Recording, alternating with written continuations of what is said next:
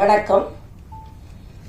முதல்ல நமது ராஜா அண்ணனை மிகவும் பாராட்டுகிறேன். ஏன்னா எங்களோடு அரசியல் பயணித்துக் கொண்டிருந்தவர் இன்று திரைத்துறையில் பயணிக்கிறார்.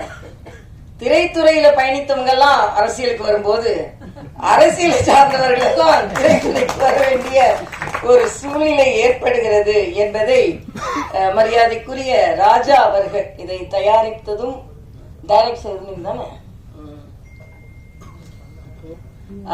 இப்ப என் கணவர் டாக்டர் சவுந்தரராஜன் பேசிட்டு என்று சொன்னாங்க, அவரை பத்தி தனியா சொல்லணும்னு நினைச்சிருந்தேன். ஆனா எப்பவுமே மனதிற்கு நெருக்கமானவங்களை ஸ்பெஷலா சொல்லணும்னு நினைச்சிருந்தேன், நான் மறந்துட்டேன் அப்படின்னா அவங்களுக்கும் சேர்த்து உங்களுக்கு எனது வணக்கத்தை தெரிவித்துக் கொள்கிறேன். தர்மர் அவர்களை பற்றி சொன்னீங்க, அவர் தான் எனக்கு பொன்னாடை போட்டினார். அவரை பத்தி சொல்லும் பொழுது மதுரையில தான் அதிகமா முழுசா எடுத்தது. என்னை நேற்று ஒரு 2 நாட்களுக்கு முன்னால் தான் என்னை தொடர்பு கொண்டார்கள். ரொம்ப நாளா அவங்களை தொடர்பு கொள்ளணும்னு நினைத்து கொண்டிருந்தேன். ஆனா ஏதோ விடுபட்டு போச்சு அப்படின்னு சொன்னாங்க. இதுல மதுரையில தான் இதுல படம் முழுவதுமாக எடுக்கப்பட்டு இருக்கிறது என்றால் மதுரைக்கு எனக்கும் அதிக தொடர்புண்டு. எனது தந்தை குமரி ஆனந்தன் அவர்கள் எனக்கு பெயர் வைத்ததே மதுரை மீனாட்சி அம்மன் கோயில்ல தான். அதுலயும் என்னன்னா சாக்லேட் கொடுக்க கூடாதுன்றதுக்காக மா பலா வாழை முக்கனியையும் வெட்டி ஒரு பாத்திரத்துல போட்டு அதுல தேன் கலந்து கொடுத்தாங்களாம். ஆக அப்படி ஏன்னா சாக்லேட் கொடுக்க கூடாது, ஏன்னா எங்க அப்பா எல்லாரோட விட விதேசி இல்ல சுதேசியா தான் எல்லாரும் இருக்கணும் அப்படின்னு அடிக்கடி சொல்றதுனால, ஆக மதுரைக்குள்ள எடுத்த படம் என்பதனால் எப்படியோ நான் இணைந்து கொண்டேன் என்று நான் நினைக்கிறேன். அதே மாதிரி இந்த நிகழ்ச்சிக்கு தம்பி தம்பி பேர் என்னப்பா? குரு விஜய். விஜய்னாலே திரைப்படத்துறையில வெற்றி பெற முடியும். அதனால குரு விஜய் நிச்சயமாக வெற்றி பெறுவார். அவருக்கு எனது வாழ்த்துக்களை தெரிவித்துக் கொள்கிறேன். ஏன்னா ஒரு இளைய வயது ஹீரோ, அவர் அறிமுகமாகி இருக்கிறார். அவருக்கு எனது வணக்கம். அதே மாதிரி இங்கே சகோதரி சுமதி அவர்கள், அவங்க எல்லாம் நடிச்சிருக்காங்கன்னு எனக்கு தெரியவே தெரியாது. தர்ஷினி அவர்கள், வாசு அவர்கள், அந்த மாதிரி ராஜா முகமது அவர்கள், வர்ஷா அவர்கள், கமலக்கண்ணன் அவர்கள், ரவி அவர்கள், எண்ணூர் ரவி அவர்கள், கேமராமேன் வாசு அவர்கள், 5 ஸ்டார் கதிரேசன் அவர்கள், பாலாஜி அவர்கள் மற்றும் அனைவரும் ஏறக்குறைய எனக்கு யாரெல்லாம் பேர் சொன்னாங்களோ அவங்களெல்லாம் மனதில் வைத்துக் கொண்டு ராஜா முகமது அவர்கள் தான் எடிட்டர்னு கேள்விப்பட்டேன். எல்லாவற்றிற்கும் மேல இங்க நிறைய ராஜா இருக்காங்க. அண்ணன் ராஜா, ப்ரொடியூசர் ராஜா, டைரக்டர் ராஜா, ராஜா முகமது, சவுண்ட் இன்ஜினியர் ராஜா, சவுந்தர் ராஜா, அதை மறக்க கூடாதுல்ல நானு. அதனால எல்லாரும் இங்கே அமர்ந்திருப்பதற்கு எனது நன்றி.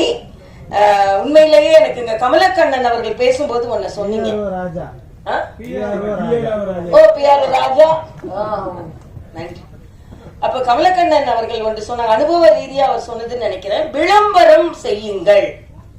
எவ்வளவுதான் எங்க அப்பா அடிக்கடி சொல்லுவாங்க, கல்லு உட்கார்ந்த இடத்துல வித்துறது, மோரை குவி தான் விற்கணும் அப்படின்னு.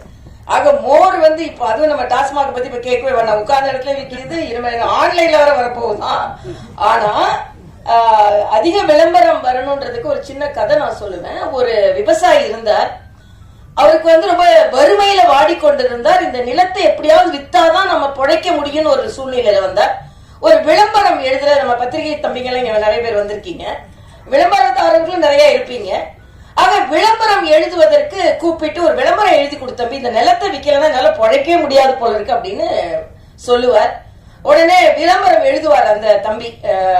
ரொம்ப விளம்பரம் எழுதுறதுல ரொம்ப பிரபலமானவர். அதனால என்ன எழுதுவார்னு ஒரு காணி நிலம் இருக்கிறது. இந்த நிலம் ரயில்வே ஸ்டேஷனுக்கு பக்கத்தில் இருக்கிறது. ரயில்வே ஸ்டேஷன் பக்கம் எப்படியும் ஒரு 50 கிலோமீட்டர் இருக்கும். அதான் ரயில்வே ஸ்டேஷன் பக்கம். அது பக்கத்துல ஒரு ஸ்கூல் இருக்குன்னு எழுதுறது. அது எப்படி 25 கிலோமீட்டர் இருக்கும். பக்கத்துல ஸ்கூல் இருக்கு, பக்கத்துல மார்க்கெட் இருக்கு, ஈசான மூலையில ஒரு கிணறு இருக்கு, ஒரு 2 நல்ல மாமரம் இருக்கு, நல்ல மாம்பழம் பழுக்கக்கூடிய மாமரம் இருக்கு, ஒரு தென்னை மரம் இருக்கு, 2 கொய்யா மரம் இருக்கு. ஆக இப்படிப்பட்ட நிலம் விற்பனைக்கு அப்படின்னு சொல்லி எழுதிட்டு அதை அந்த விவசாயிகிட்ட காண்பிச்சுட்டு, இந்த கட்டணம் கொடுங்கய்யா அப்படின்னு கேட்பார்.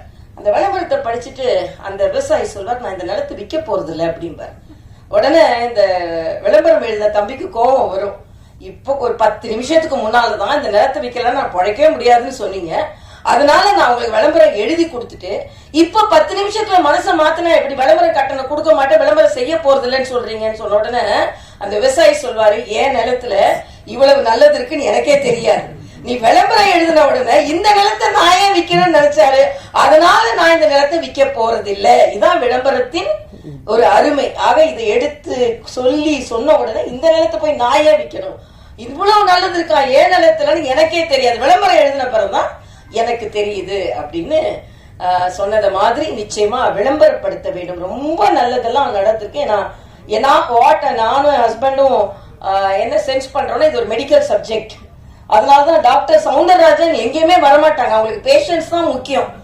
ஆனா நெடுநாள் கழித்து இங்கே வந்திருக்காங்கன்னா அது அண்ணன் ராஜாக்காகவும் டைரக்டர் தயாரிப்பாளர் ராஜாக்காகவும் 2 ராஜாக்காகவும் அந்த ராஜா வந்தாருன்னு நான் சொல்லுவேன். ஏன்னா அவங்க சாதாரணமா பேஷண்ட்ஸ் பாக்குறதுலதான் அவங்க அதிக கவனம் செலுத்துவாங்க. அதுவும் நான் அடிக்கடி சொல்ற கிட்னிஸ் எல்லாம் வந்து ரொம்ப ஆரவாரம் இல்லாத, எனக்கு நேர் ஆப்போசிட் டாக்டர், ஹார்ட்ல படப்படப்படன்னு அடிச்சுட்டு இருக்கோம், கிட்னி அமைதியா வேலை செஞ்சுட்டு இருக்கோம். அது மாதிரி அமைதியாக பல நோயாளிகளை காப்பாற்றியவர்கள் அவர்கள். அதனால இங்க அவர் இந்த ராஜா அவர்கள் 2 ராஜா வர்றதுனால இங்க வரணும்னு நான் நினைச்சேன். ஆனா அது மெடிக்கல் சப்ஜெக்ட் உடனே அவங்களுக்கும் மகிழ்ச்சி எனக்கும் மகிழ்ச்சி. ஏன்னா நான் அடிக்கடி ஒன்று சொல்வது உண்டு, டிமானிட்டைசேஷன் அவங்க நம்ம பிரதமர் அவர்கள் அறிமுகப்படுத்தினாங்க. உடனே சில அரசியல்வாதிகள் அண்ணன் சீமான்ட்ட கேட்டாங்க, இதெல்லாம் இப்படி எல்லாம் எனக்கு சாப்பிட கூட காசு இல்லை, இப்படி எல்லாம் பண்ணா எப்படி அப்படின்னு. அண்ணன் திருமாவளவன்ட்ட கேட்கும்போது இதெல்லாம் எப்படி, நாளைக்கு கூட எனக்கு சாப்பிடுறதுக்கு காசு இல்லை, நான் என்ன பண்ண போறேன் அப்படின்னு நிறைய கருத்துக்கள் சொல்லியிருந்தாங்க. என்கிட்ட வந்து கேட்டாங்க. ஆனா நான் சொன்னேன் எனக்கு ஒன்றும் பிரச்சனை இல்லையே அப்படின்னு. உங்களுக்கு பிரச்சனை இல்லையா, உங்களுக்கு முதல்ல தெரியுமா அப்படின்னாங்க. நான் உங்களுக்கு எல்லாத்துக்கும் 8ஆம் தேதி தெரியுமா தான் எங்களுக்கும் தெரியும். ஆனா என்னன்னா என்னோட கோட்டும் ஒயிட்டு என் நோட்டும் ஒயிட்டு, அதனால எனக்கு பிரச்சனையே இல்லை, எனக்கு எங்க டாக்டருக்கு பிரச்சனை, எங்கிட்ட இருக்கிற கொஞ்சம் நெஞ்ச காசும் நாங்க ஒயிட் கோட்ல சம்பாதிச்சது. அதே மாதிரிதான் ராஜா அவர்கள் இங்க வந்து பணத்தை போட்டிருக்கிறாரு, அவரும் ஒயிட் கோட்ல சம்பாதிச்ச ஒயிட் நோட்டு.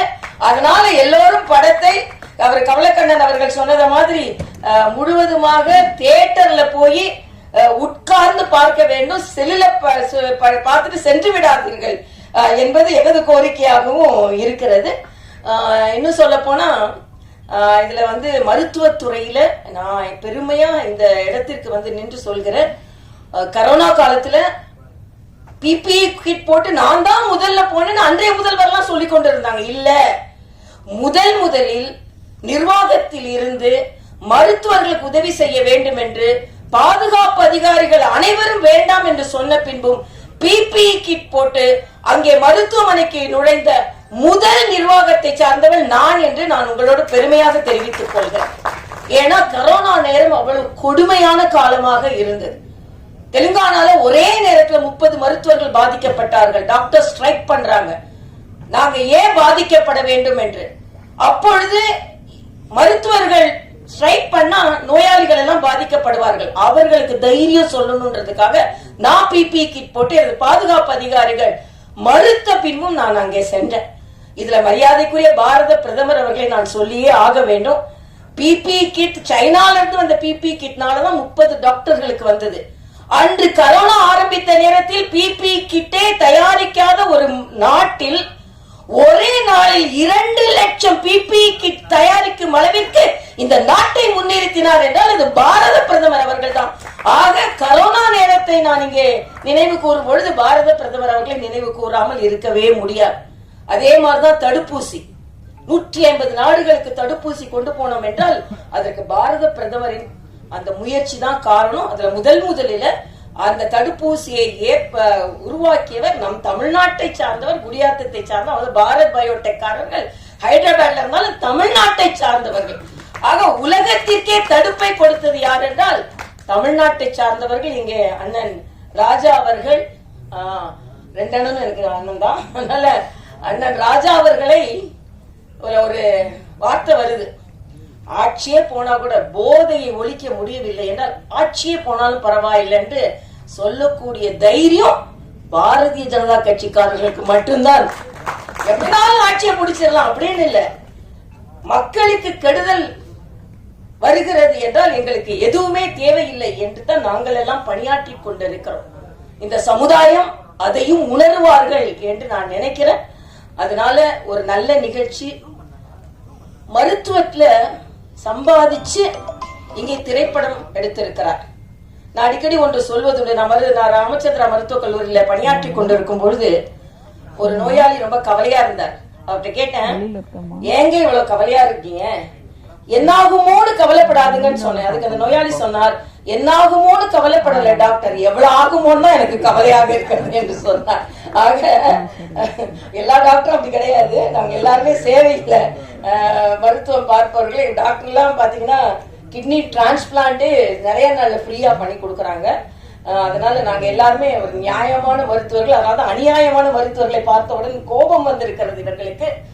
அதனால மருத்துவர் இதை பார்த்த உடனே மருத்துவர்கள் எல்லாருமே இப்படிதான் நினைச்சிடாதீங்க. நல்ல மருத்துவர்கள் இருக்கிறார்கள் என்பதற்கு ஆரம்பமாகவே சொல்வதற்காகத்தான் நாங்கள் எல்லாம் இங்கே வந்திருக்கிறோம் என்று நான் நினைக்கிறேன். அதனால நிச்சயமாக இந்த படம் வெற்றி பெற வேண்டும். எனக்கு ரொம்ப சினிமா பார்க்குற பழக்கம் கிடையாது. ஒருத்தர் வந்து விளையாட்டா சொல்றேன், ஒருத்தர் வந்து ஒரு கதை எழுதிட்டு முடிக்க முடியாம ஒரு டாக்டரை கூப்பிட்டாராம். எனக்கு கதையை முடிக்க முடியலைங்க அப்படின்னு நீங்க கொஞ்சம் வாங்கினாரு. உடனே டாக்டர் சொன்னாரா, எங்களை பேஷண்ட்ஸை பார்க்க தானே கூப்பிடுவாங்க, நீங்க ஏன் கதையை முடிக்கிறதுக்கு என்ன கூப்பிடுங்க, நிறைய பேர் கதையை நீங்க முடிச்சிருக்கீங்க, அதனால உங்களுக்கு அப்படின்னு சொன்னாங்க. அப்படிப்பட்ட டாக்டர் நாங்க கிடையாது. ஆனாலும் இந்த கதையை வளர்க்கறதுக்கும் கதையை நல்லா நடத்துறதுக்கும் நாங்க இங்க வந்திருக்கோம். எல்லாத்துக்கும் மேல நான் பிரதானமா இங்க வந்தது ராஜா அண்ணனுக்கா. ராஜா அண்ணன் நாங்க எல்லாரும் ஒரு ஒரு அரசியல் கட்சியில இருந்து எல்லாரும் எவ்வளவோ லாபகரமாக, அரசியல் என்றாலே அது பட்டத்திற்கும் பதவிற்கும் சம்பாத்தியத்திற்கும் என்று இல்லாமல் கொள்கைக்காக தனது வாழ்நாளில் உரக்க குரல் கொடுத்து கொண்டிருக்கும் தர்ம போராளிக்காக நாங்கள் இங்க வந்தோம் அப்படின்றதுல நான் பெருமை அடைகிறேன். அது மட்டும் இல்ல, டாக்டர் சவுந்தரராஜன் அவர்களை எந்த நிகழ்ச்சிக்கும் நான் கூட்டிட்டு வரமாட்டேன். ஏன்னா நான் ஹோம் மினிஸ்டர்னு சொன்னா ஹோம் மினிஸ்டர் கொஞ்சம் ஸ்ட்ரிக்டா இருந்தாதான் நல்லது. ஆனாலும் அவர்களும் வந்தார்கள் என்றால் உண்மையிலேயே 2 ராஜாக்களுக்கும் நாங்கள் வணக்கம் செலுத்துவதற்காக நான் மறுபடியும் சொல்றேன். எல்லா தமிழ்நாட்டு மக்களுக்கு நான் கேட்டுக்கொள்கிறேன், இந்த படத்தை தியேட்டரில் சென்று பார்த்து நல்லதை நல்லவர்களுக்காக, டூஸ் அண்ட் டோன்ட்ஸ், இது ரொம்ப நல்ல பேரு, செய்யாதே, நல்லதை செய், நல்லது இல்லாததை செய்யாதே என்பதான் வரும்னு நான் நினைக்கிறேன். அப்படிதான் இருக்க முடியும். ஏன்னா ஆனா அரசியல்வாதி அப்படி சொல்ல முடியாது. அரசியல்வாதி நல்லதை செய்வாங்கன்னு சொல்ல முடியாது. இல்ல செய் அப்படின்னா எதையோ செய், செய்யாதேனா நல்லதை செய்யாதே அப்படின்னு கூட அரசியல் இருக்கவங்களை எடுத்துக்கொள்ளலாம். ஆனாலும் ஒரு நல்ல திரைப்படத்தை பார்த்ததில் என் அப்பா அடிக்கடி ஒன்று சொல்லுவாங்க, ஒரு சின்ன ஜோக் மாதிரி சொல்லுவாங்க. இந்த கலப்படம் சொன்னாங்க, அதுல நான் வந்து டயலாக பார்த்து தெரிஞ்சு கொண்டேன். ஏதோ ஒரு மருந்துகளை வைத்துலாம் அவங்க வியாபாரம் செய்கிறார்கள் என்று. அந்த நேரத்துல கலப்பட மருந்துகள் அதிகமாக வந்து கொண்டிருந்த நேரம் ஒரு நோயாளி டாக்டர்கிட்ட போறாரு. டாக்டர் மருந்து எழுதி கொடுக்கறாரு. அதனால எங்க அப்பா அடிக்கடி சொன்ன ஒரு சின்ன இது, அந்த காலத்துல கலப்பட மருந்து வந்து கொண்டிருந்த நேரத்துல டாக்டர்கிட்ட போங்க, ஏனென்றால் டாக்டர் பிழைக்க வேண்டும் அல்லவா.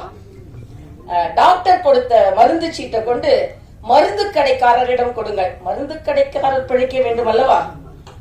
மருந்து கடைக்காரர் கொடுக்கின்ற மருந்தை தயவு செய்து சாக்கடையில் கொட்டி விடுங்கள் என்றால் நீங்கள் பிழைக்க வேண்டும் அல்லவா. அது மாதிரி போலிகளை பார்த்தெல்லாம் நாம ரொம்ப எச்சரிக்கையா இருக்க வேண்டிய காலத்துல உண்மையானவர்கள் மேடையில் அமர்ந்திருக்கிறீர்கள். உங்கள் முயற்சி முற்றிலும் வாழ்த்துக்களை நான் தெரிவித்துக் கொள்கிறேன். ஒவ்வொருவரும் முயற்சி, எப்படி மருத்துவர்கள் ஒரு அறுவை சிகிச்சை செய்யும் பொழுது அதுல ஸ்டாஃப் நர்ஸ், மயக்க மருந்து நிபுணர், ward boy, ward technician, doctors, anaesthesiologist, surgeon எல்லாரும் சேர்ந்து ஒரு நோயாளியை பிழைக்க வைப்பதை போல இங்கே தயாரிப்பாளர், டைரக்டர், எடிட்டர், அதே மாதிரி எல்லாரும் பிஆர்ஓ, லைட் பாய், அந்த மாதிரி எல்லாரும் நிறைய எனக்கு டெக்னிக்கலா சொல்றது இல்லை, அவங்க எல்லாரும் சேர்ந்துதான் ஒரு நோயாளியை பிழைக்க வைப்பதை போல ஒரு திரைப்படத்தை உருவாக்குகிறார்கள். அந்த திரைப்படத்தை எல்லோரும் பார்த்து மகிழ்ந்து உங்களுக்கும் லாபமா இருக்கணும், அவங்களுக்கும் லாபமாக இருக்கணும்னு சொல்லி கடந்து வாழ்த்தி விடைபெறுகிறேன். இந்த திரைப்படம் மிகுந்த வெற்றியை பெற வேண்டும்.